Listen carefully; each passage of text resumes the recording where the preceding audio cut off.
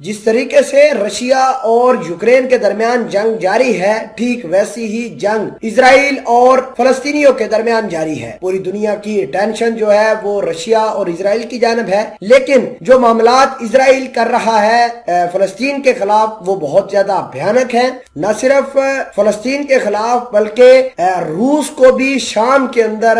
جو اسرائیل ہے وہ اپنا دمخم دکھا رہا ہے، اور گولن ہائٹس کے پاس بہت ساری فوج جو ہے تعینات کی ہے اسرائیل نے، اور ہو سکتا ہے کہ وہاں پر بیٹھ کر روس کے حمایت یافتہ جو لوگ ہیں ان کو نشانہ بنائے۔ ڈائریکٹ تو رشیا کو اسرائیل والے نشانہ نہیں بنا سکتے، لیکن ایک کام ضرور ہو سکتا ہے کہ اسرائیل کچھ ایسے کام کرے، ایسے معاملات بنائے جس سے رشیا کے انٹرسٹ کو نقصان پہنچے۔ اگر ہم بات کریں فلسطینیوں کی تو فلسطینی لگاتار نقصان اٹھا رہے ہیں بیت المقدس کے اندر۔ اس کے علاوہ جو یہودی ہیں انہوں نے بیت المقدس کو پوری طریقے سے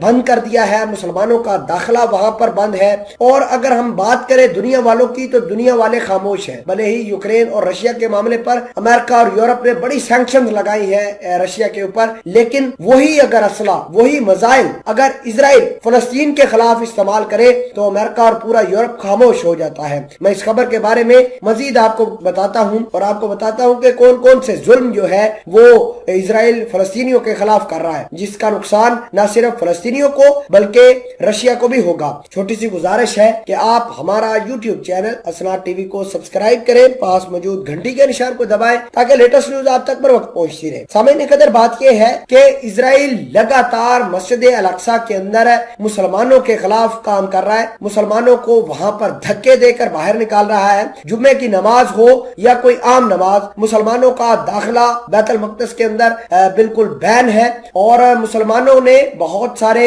وہاں پر مذہبی کتابیں رکھی تھی، اسرائیل نے وہ بھی وہاں سے ختم کرا دی ہیں۔ اس کے علاوہ بیت المقدس کے دروازے پر اسرائیلی ناچ گانے کر رہے ہیں، بہت سارے لوگ جو ہے یہودی گانوں پر ناچتے ہوئے دکھائی دیے گئے، اور ساتھ ہی جگہ جگہ پر چیک پوسٹیں لگا دی ہیں۔ خصوصاً رام اللہ نام کا ایک پورا علاقہ ہے، ایک جگہ ہے، وہاں پر مسلمانوں کو بے دخل کیا جا رہا ہے اور مسلمانوں کو اکسانے کی کوشش کی جا رہی ہے تاکہ کوئی حزب اللہ، حماس یہ دوبارہ جنگ کرے اسرائیل کے ساتھ۔ ناظرین گرامی، اس کے علاوہ اب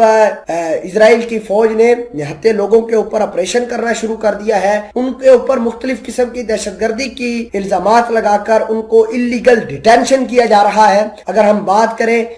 رشیا کی تو رشیا جو کہ سیریا کے اندر موجود ہے، اور اسرائیل نے ایک ہفتے کے دوران وہاں پر 2 بڑی ایئر سٹرائکس کی ہیں شام کے اندر۔ چونکہ دنیا والوں کی اٹینشن جو ہے وہ یوکرین رشیا کے پاس ہے، اسرائیل لگاتار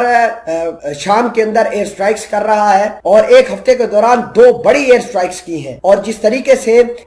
اسرائیل امریکہ کے کہنے پر رشیا کو اکسا رہا ہے، کیونکہ یہ جو ایئر سٹرائکس ہوئی ہیں رشیا کے بیسس کے بالکل پاس ہوئی ہیں، تقریباً 15 کلومیٹر کا فاصلہ تھا، وہاں پر ایئر سٹرائکس ہوئی ہیں، اور رشیا ساری کی ساری سچویشن کو جج کر رہا ہے۔ ہو سکتا ہے کہ رشیا خود آگے نہ آئے بلکہ حزب اللہ کو، حماس کو یا ایران کو کچھ ایسے ہتھیار دے تاکہ ایران والے، ایران کے حمایت یافتہ جنگجو یا ایون جو حوثی ملیشیاز ہیں وہ اسرائیل کے خلاف کام کر دے۔ ناظرین گرامی، آپ کو یہ بتا دیں کہ اسرائیل نے اپنے بہت سارے فوجی ٹینکس جو ہیں وہ گولن ہائٹس کے بالکل پاس تعینات کر دیے ہیں۔ ہو سکتا ہے کہ شام کے اندر یہ اسرائیل والے کو بڑی کارروائی کریں۔